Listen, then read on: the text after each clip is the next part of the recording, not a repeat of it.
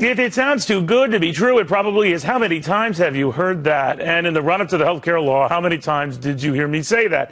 That if it sounds too good for words, maybe we need to re-examine the words and the math behind all the promises. That if you're going to cover all, including all those with pre-existing conditions, and let them keep their kids on their policies through age 26, well, it's going to cost. After all, common sense and basic math tell you that the more you cover under a policy inevitably means the more you're going to have to pay for that policy.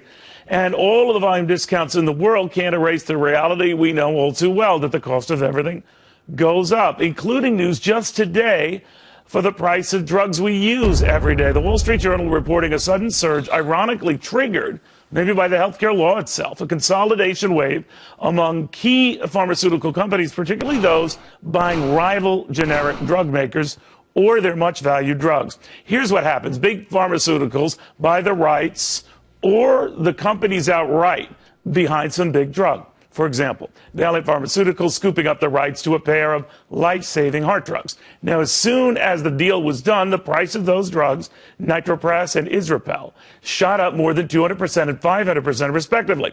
Valiant telling the Wall Street Journal that nothing nefarious was going on, just an opportunity to maximize value for shareholders. And since 2008, it's become a trend. Branded drug companies since then have shot up 127%, the Journal reports. That is more than 9 times the retail inflation rate over the same period. So it's pretty clear to see that the health care law did nothing to stop this. Now, to the woman who keeps the numbers and knows the books, Betsey McCaughey, whether it in fact triggered this. What do you think, Betsey? Well, they saw their opportunities and they took them, to paraphrase an old Tammany Hall boss. And don't forget, way back in 2008, when this law became an issue, the drug companies were told, you can have a seat at the table or we can eat you for lunch. And they got a seat at the table and a lot of protection. There's nothing in this law that goes after the drug companies. And nothing to stop mergers and acquisitions and even drug acquisitions that we're now seeing. And ironically, the big Democrats who are going to be running next time, Hillary Clinton out in Iowa, Elizabeth Warren, Bernie Sanders, in recent weeks have all started to make a major issue of the price of retail drugs. And they're not stupid. The fact is that at least half of Americans take these drugs. And the Kaiser poll shows that Americans are very sensitive to the price of these drugs because unlike your hospital bill or your doctor bill, a lot of people are actually paying the price of these drugs. But don't you find for that reason, I'm all for free market, but I'm not for free gouging, particularly when it comes to vital life-saving medicine. Someone's taking a heart medication, the next day it goes up 500%. That to me has clearly a problem. Bastard quality. And let's be honest, the pharmaceutical companies have the highest pre-tax operating margins of any industry except broadcasting. Well, I'm okay with the broadcasting. Right. But do you think that they not only took advantage of this, but they're ramming it down our throats? Well, no, I don't. I think there's a complex convergence of issues. Let me raise a couple of them.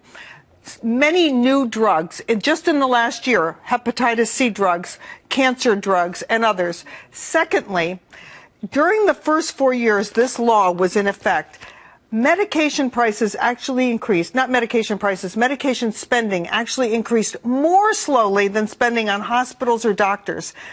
And thirdly, we do see the evidence that spending on new drugs, as costly as they are, actually keeps people out of the hospital and off the operating table. I understand it, but some of these are existing. They didn't just invent these at a there are a lot of new ones on the market. I understand that, but the ones that have been getting a lot of the notoriety of where a company has come in, stepped in, bought the company or bought the drugs, and then the next day raise it. They seize their opportunities and they take them. That's what makes them thieving SOBs. That's right. And that's what feeds the beast that these guys behave beastly. Now, one of these little worms' excuses were to say, our shareholders are happy. Yeah, but people whose lives you're allegedly trying to save are dying. They are very unhappy and dying, and you're quite right. And there's going to be a lot of... I don't know what God you pray to. There's going to be a lot of demagoguery ahead, and all I'm worried about is unintended this. consequences of I a see law Bernie supposed to meant Sanders to do well. Right, and Elijah's coming say we need to keep the annual increase in drug prices to the inflation rate. Well, maybe they should do that for lawyers' fees too.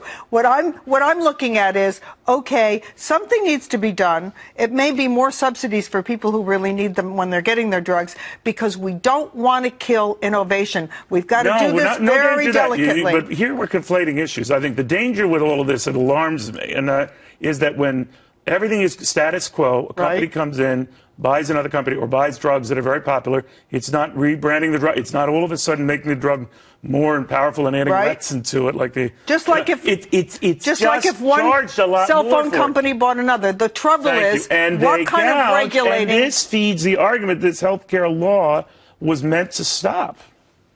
Well, the fact is, as I pointed out, to get the drug companies to the table, the deal was. Now I think that the politicians are going to go back, and they didn't eat them for lunch, so they're going to make them dessert.